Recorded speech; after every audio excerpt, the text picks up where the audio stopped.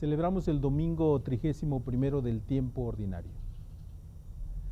Zaqueo era un enfermo necesitado de médico. Zaqueo, jefe regional de aduaneros, tenía un complejo de inferioridad de estatura, compensado por el volumen de sus riquezas, de dudosa procedencia. Un caso de corrupción que hace de él ante los piadosos judíos un hombre cuyo contacto había que evitar, y ante Jesús un enfermo al que hay que curar. Zaqueo era rico pero pequeño, influyente pero no querido, notable pero no apreciado por los hombres por pertenecer a una profesión odiosa, recaudador de impuestos para la potencia que ocupaba el país. Es uno de tantos que tiene mucho, pero le falta más. Arcas llenas y corazón vacío. Dinero sin estima de amor. Deseos de una dicha que no se vende en los mercados. La historia comienza por el detalle pequeño de subirse a un árbol para superar el complejo de estatura. Desde allí ve y puede ser visto.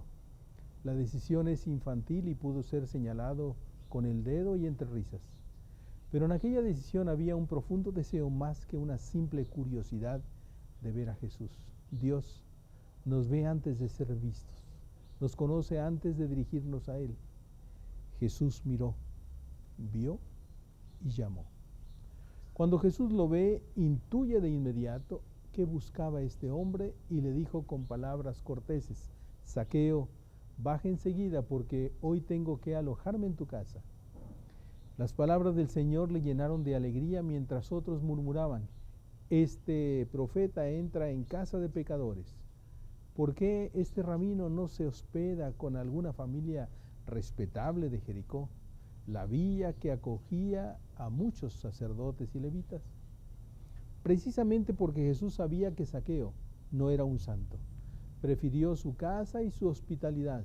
Su presencia le va a conceder una oportunidad, su convivencia le aproximará al reino.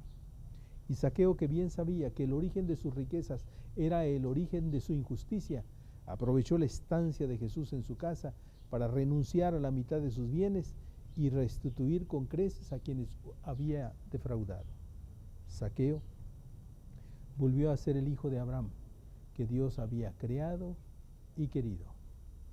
No le importa no ser lo suficientemente digno, le bastó con saberse elegido. No le arredraron la maledicencia de sus paisanos, le bastó con oír el deseo de Jesús de alojarse en su casa. Le importó más el querer de Jesús que la opinión de sus contrarios, es decir, prefirió hacer la voluntad del Señor. Nadie es demasiado indigno de Dios, a no ser que se crea ya digno. Todos podemos ilusionarnos con oír un día el ruego de Jesús para que le invitemos a entrar en casa. No perdamos hoy la oportunidad que un día aprovechó Zaqueo. Invitemos a Jesús a quedarse con nosotros, a entrar en nuestra casa, pero recordemos que quien convive de verdad con Jesús tiene que dejar de convivir con lo que le separe de Él. Pero además que si entra en nuestra casa nos hará salir de ella para atender a los más necesitados y más alejados.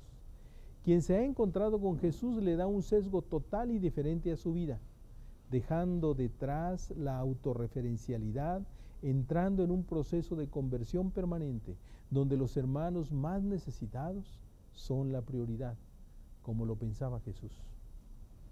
La conversión siempre